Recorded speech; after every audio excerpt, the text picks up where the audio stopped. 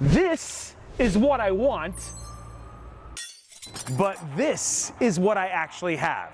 And thanks to Falcon Northwest and Intel for sponsoring this video, I think I know exactly where to start.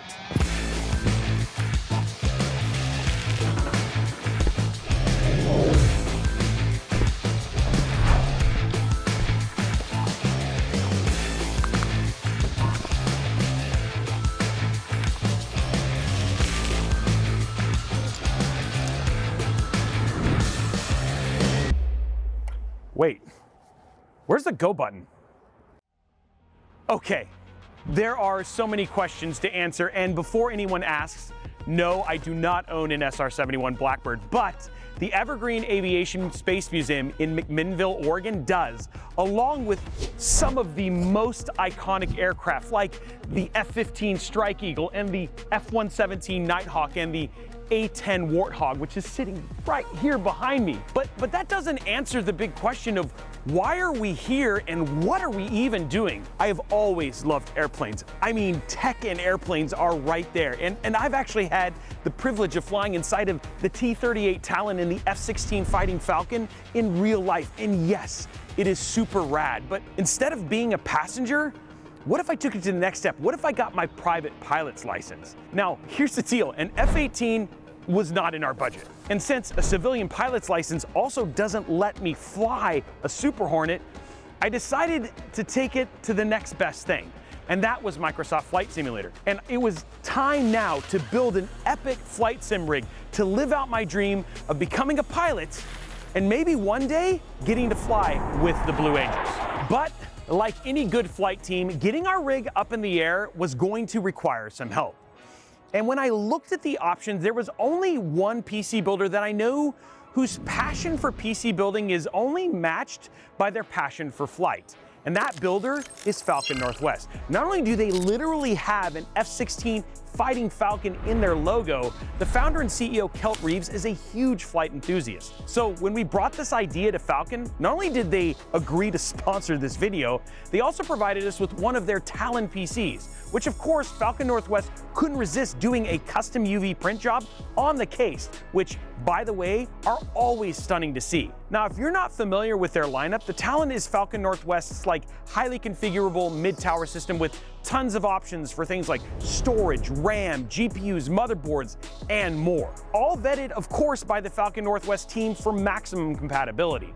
They also have smaller, more portable PCs like the Tiki and the Fragbox, as well as a home theater rack system as well. But if we take a peek under the hood of the Falcon Northwest Talon, think of it as like my Flight Sims engine. This thing has the Intel Core Ultra 9 285K inside of it. That is a 24-core megatasker of a CPU that is ready to power enthusiast gaming performance in our sim rig. And we're not just talking about performance either, which of course the 285K offers in spades. We're talking about features too, like enabling tons of connectivity, which we are absolutely going to need along the way. Now, the 285K is paired with an RTX 5090, but we're gonna talk about that in a bit. We actually need to build this rig for that kind of GPU to make sense. Because we're trying to make an immersive experience and we want this to feel as much like flying an F-18 as possible, we're gonna start with the motion platform from Next Level Racing.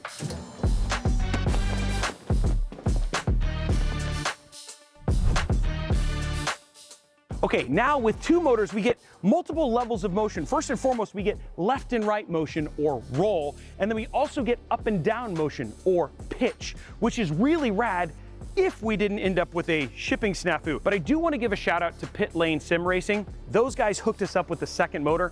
Fortunately, it didn't get here in time, but we will have a V2 on this coming very soon, and you should check them out in the link in the description below. Motion is cool. But you do need something to sit in, and that's where the flight simulator cockpit from Next Level Racing kind of comes in, which is what they actually sent us for this rig. Now, if you aren't familiar with Next Level Racing, these guys, they take simulators very seriously, to the point where they actually offer Boeing military editions of their flight simulator rigs, and they have a number of endorsements from professional racers.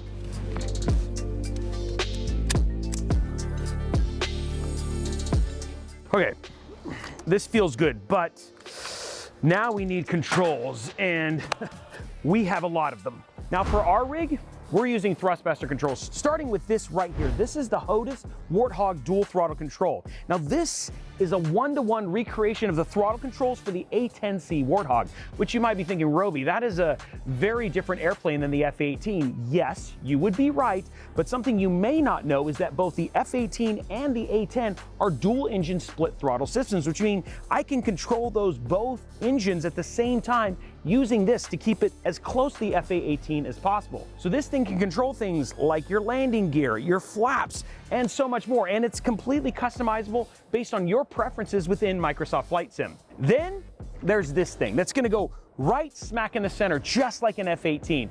This is the Advanced Versatile Aviation, or AVA base, with a certified replica of an FA-18 Super Hornet flight stick. This thing is gonna give us control of the primary surfaces of our planes, things like pitch and roll.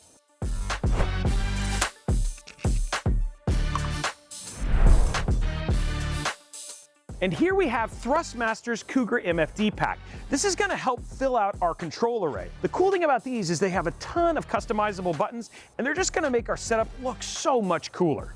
And finally, our rudders. And these are the Thrustmaster TPR. This is gonna control things like our yaw and our braking.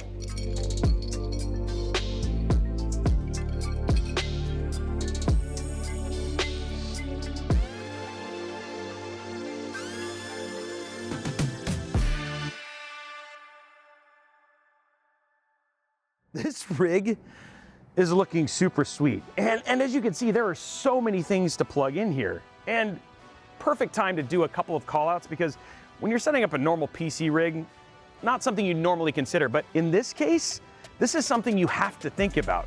In a rig like this, you need to have enough bus lanes to support all the peripherals, and that's super important. Luckily, the Core Ultra 285K has plenty for us to leverage.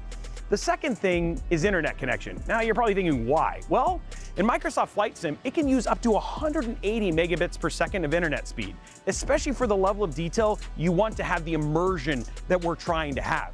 Fortunately, the Falcon Northwest Talon that we're using has both Wi-Fi 7 and Ethernet connection. So if you don't have a hard-line connection, you can at least have the option of zippy fast Wi-Fi. Okay, we have the cockpit set up, but we need to be able to actually see what we're doing. For that, we've got three 43-inch Samsung Odyssey Neo G7 monitors. These are 4K mini LED displays, so they're gonna be bright and crisp with great color contrast. And they have DisplayPort connections too, which is going to be handy once we start plugging in the cables. Fortunately, the RTX 5090 inside of our Falcon Northwest Talon system can handle these three monitors. Now, as effortless as we made this setup look, what you're seeing is obviously a little bit of YouTube magic. This didn't just happen in an afternoon. This took several days worth of work from a ton of different people to assemble the rig, get controls mapped, test everything, and learn a lot to make sure that it worked just the way it needed to. So just be aware, if we're inspiring you to build your own sim rig, this isn't an unbox and go endeavor. And because this business is already complicated enough, that's why we went with a pre-built PC. And now for the final piece of ordnance, straight from the bomb bay of an F-117 Nighthawk. This is the Falcon Northwest Talon. So building and tinkering with the sim rig is complicated enough on its own. So having the peace of mind that comes from a masterfully built, powerful, modern PC with an incredible warranty and great technical support will leave you in a place where you can just enjoy the experience of your rig. And for all of you watching this video from the future wondering, is this still relevant? Understand that parts will change. But even so, you should still check out Falcon Northwest. They've been staying on top of this exact thing for over 30 years to make sure that your rigs are at the top of their game. So, let's get this thing into place and let's turn this puppy on.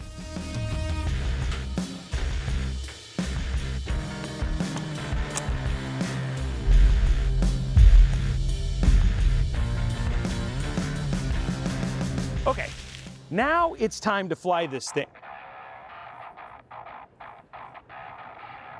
Hold on, I'll be right back.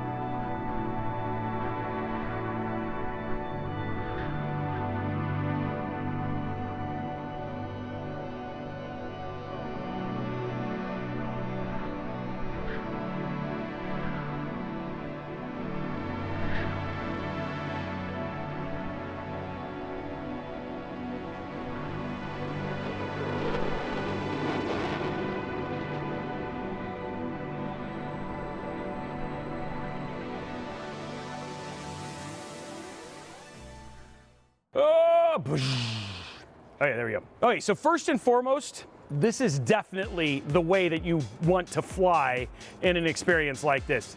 Everything feels immersive, which is absolutely amazing. First and foremost, like the fact that we have this system, the Falcon Northwest system, essentially running everything max. And we're talking 3 4K monitors at max resolution. We're getting 100+ frames per second is absolutely stunning, and it makes the experience awesome off the bat. Next thing, let's talk about the motion.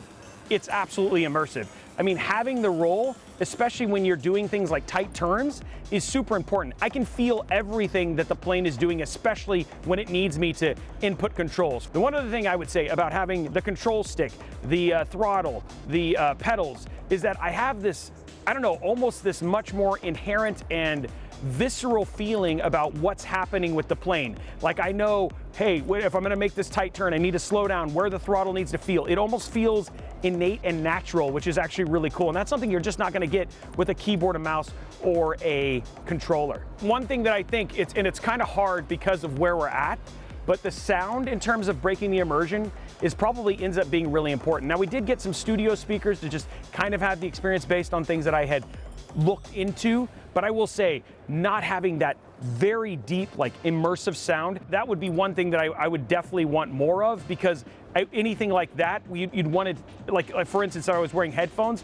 it'd kind of take it away from the experience. So let's talk about the monitors a little bit. There's definitely some stuff to play with here. I think the one thing that I'm noticing is that as much as I have wanted to have the contrast and things like that, it's something that I'm not getting with this particular set of monitors, so playing with OLED would be worth playing around with a little bit and experimenting. For eye tracking, I will say other thing is that there's a lot of times when I'm doing turns and stuff, looking to see when I'm coming out of a turn and how I'm gonna come out of a turn that I can't do because I just only am locked to this particular position. So I definitely am excited to play with eye tracking and then also with VR, just to see what that does for the overall experience. Now, the big question is how close to this, to flying a real plane is this? And it's different. It's not the same as flying inside of a jet, unfortunately, because you're not getting all of the G's, and frankly, there's just a lot more motion when you're in that cockpit. Like, I'm not gonna do a negative G pushover and lose my lunch like I did in a T-38. But the point is that still, I feel closer to the plane in the same sense that at least I understand what the plane is doing because of the motion, which is something I just didn't get as I play with the controller. So it's exciting. I can do it for hours and hours. And with everything I have here, I absolutely would. I'm pretty sure they want to kick me out at some point in time, but I may not let them. But the experience is incredibly rad. There is one more story here, and it has nothing to do with our sim rig or any sponsorship commitment. It's purely because I love fighter jets, and we really were inspired by this story. You've already seen this plane, the F-117 Nighthawk. I mean, literally, we took the Talon PC out of the bomb bay. This F-117, nicknamed the Lone Wolf, isn't exactly in mint condition. And since this F-117 has been retired, it's been stripped of any and all top secret technology or identifying markers. This left it a bit bare, but it's not going to stay that way. The Evergreen Aviation and Space Museum is actually working on restoring it on the display floor so the visitors can see the progress as it happens. Even better, they're doing it in partnership with visitors and flight enthusiasts so that the Lone Wolf doesn't have to travel the road of restoration alone. We're going to be putting a link in the description of this video in case you're interested in learning more or you want to become a part of the Lone Wolf's restoration journey. The museum is trying to raise $50,000 to make it happen, so this thing looks as awesome as it does in its picture. Okay, that was freaking amazing. Am I happy with it? Heck yeah, okay? Do I want to spend more time with it? Yes, but my crew's ready to walk out, so I gotta land this thing. I definitely can't wait to get this thing set up in the studio, and yes, I'm more than likely gonna have to fight Papa Robeytech. I will win, old man.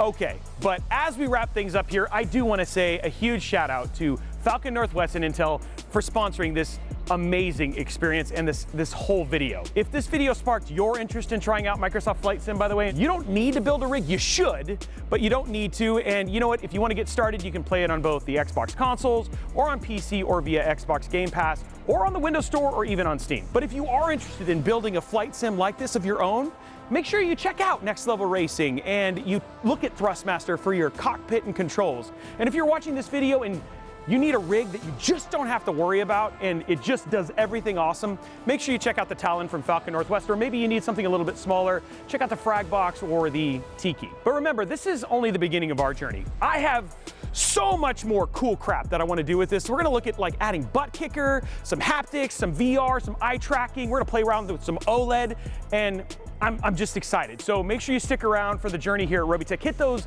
like, subscribe, and notification bells because there is so much more I want to do. And if there's something missing from our list that you think we should try, because we're new at this, then let us know down in the comments below, and make sure you follow us at Robeytech absolutely everywhere. Thank you so much for watching this video. I am very excited to continue doing so, and we'll look forward to seeing you on the next one.